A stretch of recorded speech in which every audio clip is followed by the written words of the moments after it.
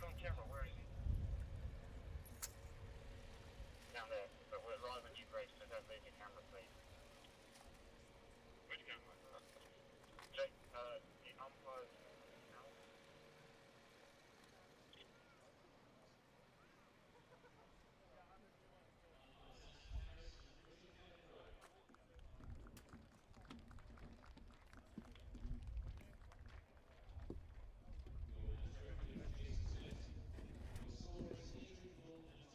We're coming to you now, Jake. Live on you, Jake.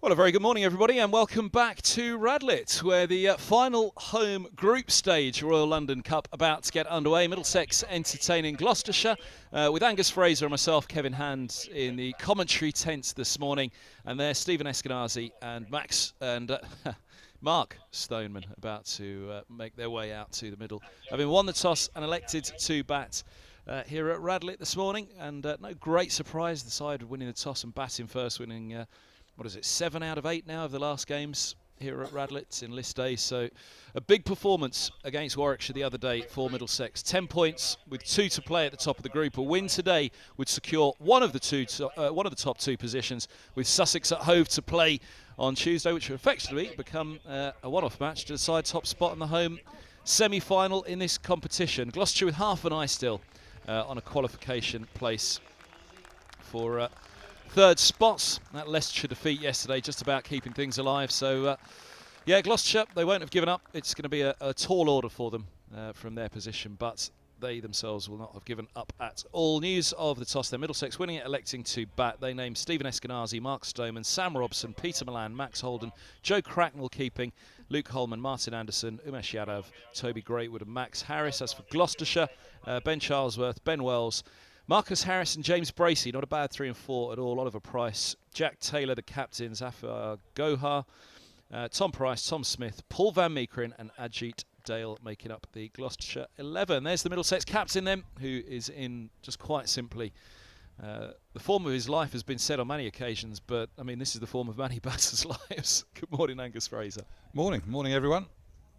So welcome to Radlett. A bit overcast, a bit more coolest day I think we've had here, hasn't it? Even the Warwickshire game wasn't sort of reaching the mid-30s, but it's still warm in the sun, but outfield looking a bit greener, isn't it?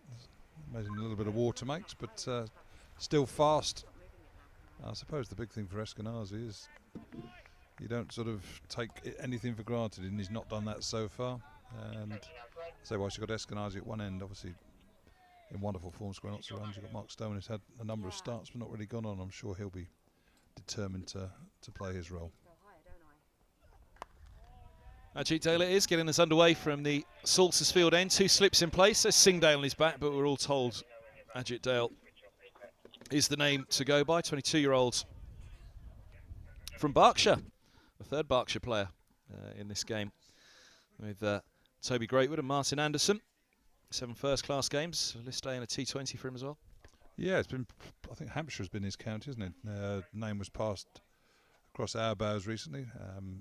Wasn't getting the cricket, wasn't working out at Hampshire and looking to go somewhere. Always dropped him. Put down at cover. Well, Eskenazi was put down the other day by Burgess. Went on to a century, yet another century, a 4th century in 5 innings for him in list A. And he's dropped second ball off the mark with the single. Yeah, uppish. And he thought he was gone. You could see it. Eskenazi was watching on thinking, uh-oh. And again, that's a sort of, so when you're in form, you might sort of just see it hit it without sort of paying the absolute attention to detail. And he's survived that. A little wake-up call. Don't take it for granted. Either hit it high and above or hit it down into the ground. Nice shot by from Stoneman. And for 4 as well. Radlett has its pace back. Not that it ever really loses it, but it felt as though there was a chance for the fielders the other day. Well, that's ridiculous, that, isn't it? I mean, he just pushed that into the offside. Yes, it's gone across the square, and then about 25 metres of outfield, but it's not lost any pace at all. It just goes to show that if you find the gaps, you don't have to hit the ball particularly hard. So actually, I suppose giving yourself that chance, a little bit more time before you play the shot to look where the gaps are, rather than just hit it carelessly and hit it straight to a fielder. Back to Eskenazi in the drop there. The one innings where he's dropped below 50 since playing Gloucestershire at Bristol in white ball cricket was at Taunton, and actually it felt as though that dismissal, it was a pull from outside off, wasn't it? It wasn't even a hard pull, he was just trying to steer it with a wristy turn towards the onside and steered it onto the stumps. It almost felt of a shot of a guy in form that he perhaps took a slight liberty with the ball. Yeah, possibly, and I suppose it's a big thing with the dressing room as well, isn't it? I mean, if someone's played as well as he has, and you almost expect him to go out and do that. And whilst all players are fiercely competitive amongst themselves. Shot again, 4 more, 9 without loss. Yeah, players are competitive amongst themselves. I mean, when I was playing, I didn't mind how many wickets Norman Cowles or Wayne Daniel or Simon Hughes or Neil Williams got, as long as I got 1 more.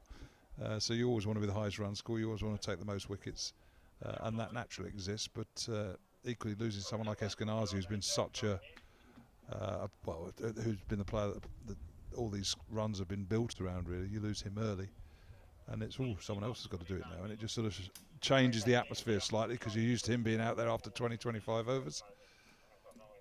And we've got our first ball break.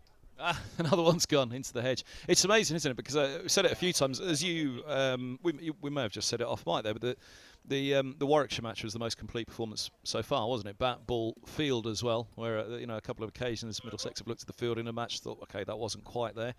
That was the best they put together as a 3. And it's strange to be critical of a side who've won all but their first game, and that one they were disappointed to lose. Yeah, but you're always looking to improve, aren't you? You always look to. You can't just walk away from a game thinking, well, that's it, we've cracked it, can you? So. But yeah, I thought the bowling against Warwickshire was. I mean, I didn't see the game at what was the game before that, which they chased down 3. Here or away? Away. At Somerset. There was a lot of extras. There was a lot of extras. There were 36 extras or a lot of wides in the Notts game. And you sort of think, well, all right, leg buys, you can't really sort of vouch for them on occasions. But when you've bowled a number of wides, question mark about how well you've bowled, even though the opposition are allowed to play well and score a big total. But the Warwickshire game, minimal extras, bowling straight, hitting a good length hard. How often does this happen? The umpire just gets back to the middle, gives the ball to the bowler, and lo and behold, they find it in the hedge and it comes back. Every time. Well, be happy, it's another 60 quid saved. I did come up with a ploy for Alan Coleman for Middlesex at the outgrounds.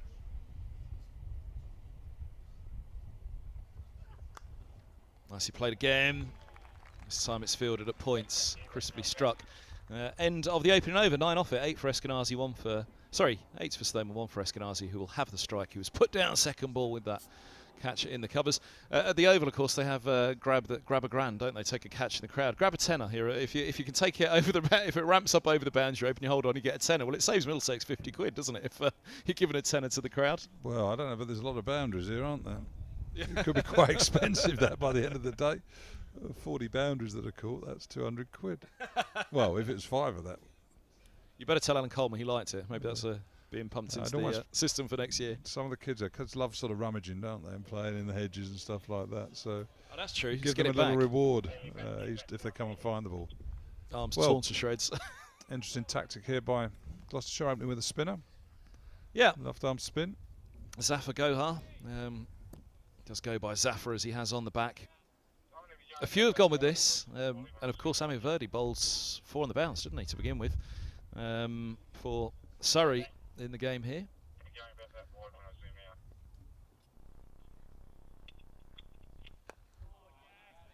As he floated first ball. Indeed, one of the things they didn't do, Gloucestershire, in the T20 these sides played each other here. Middlesex racked up 229, their record, 239, sorry, their record T20 score against Gloucestershire was they didn't really take pace off until about the 8th, 9th over, and that included the quicks. It was hit the deck. again, looking at the field, there's a man on the deep square leg boundary for the sweep, and a long off. All the other fielders in the ring. Let's see, push back. But yeah, one test for Pakistan, one ODI for the 27-year-olds from Punjab, Lahore.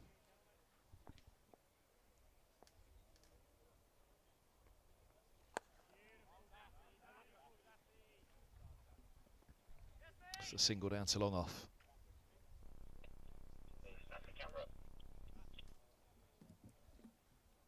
So well, the harder balls to hit now, or generally accepted in white ball cricket, are those that spin away or move away from the batsman. So a left arm spinner to Stephen Eskenazi, more challenging proposition than maybe to Mark Stoneman. So it'll be interesting to see how Mark Stoneman, not first ball here, but obviously if there's a second or third over, how long he waits before he looks to sort of hit with the spin over the leg side. I always remember being the other way round almost in the 80s with John Embry. It was coming into it, didn't give you room now, but the power that these modern batsmen have. Oh, darts that one on. Bit of bounce as well. Power these modern batsmen have, the way they strike it over the leg side, it's pretty unforgiving. So I say moving it away, swinging it away, spinning it away from the batsman is the tactic.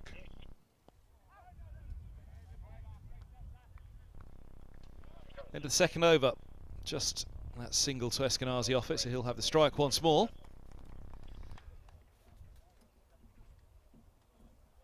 One thing that struck me probably across this, all those scores of 350, and we discussed it the other day actually in the power plays here. The power plays have generally been between 50 and 60. There's time out there, isn't there, for Eskenazi and Stoneman. Stoneman's given it a good start. As you said, there have been cameos, 20s, 30s, and the majority have been 20, 30s. There's only been a couple of failures for him. 150 up at Durham as well.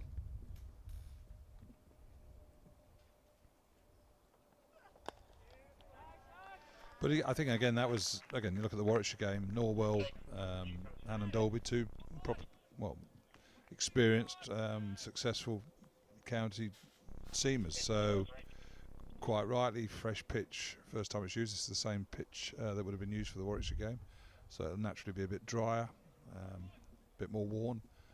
But on the first use, probably a little bit of seam movement, bit of live grass on the surface. Groundsman afraid that the surface is going to break up, so you tend to leave a bit more grass on them. And against two good seamers, you had to be watchful, and it was watchful cricket. And then the way they accelerated through, obviously Eskenazi played beautifully, Robson played beautifully, and then Holdham and Milan coming through at the end with some real fireworks to get Middlesex. I'm sitting on the sidelines watching, thought, well, to get 330 you'd be happier, and then all of a sudden, bang, bang, you're up to 370.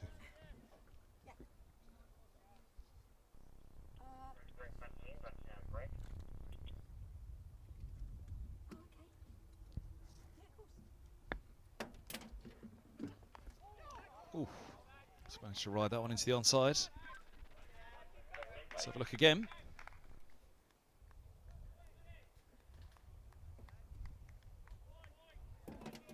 Just bounced a little bit more.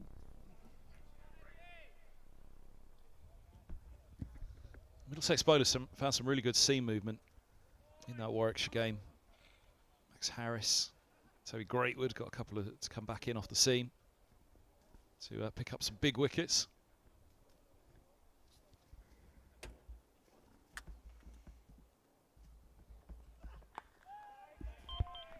Solidly behind that one again, Eskenazi.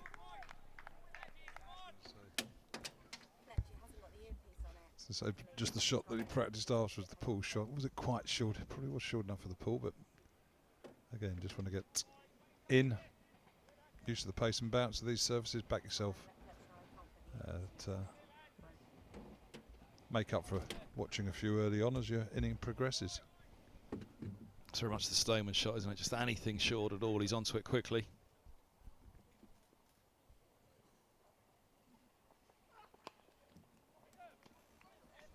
Sharp single taken. Yes.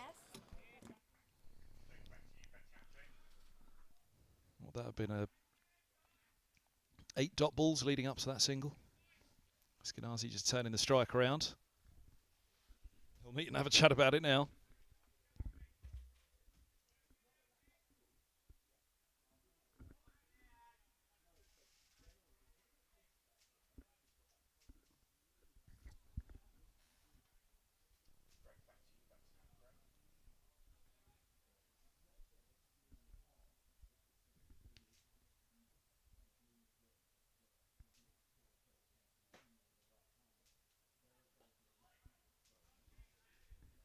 And a dot ball to the over. Another good one for Gloucestershire. G. Dale just conceding the single. 11 without loss after 3. I was just quickly going back to the match here at Radlett. May 26th was that blast game. It doesn't seem that long ago. That was the first T20, wasn't it? Eskenazi got 87 in that game. Middlesex 229 for 9. Holden 27, Cracknell 26, Morgan 41. So that was Middlesex's highest T20 score, the 229. Just going past the chase they had at Taunton a couple of years back with de Villiers and Morgan in that one. David Payne, Nassim Shah, Paul van Meekeren.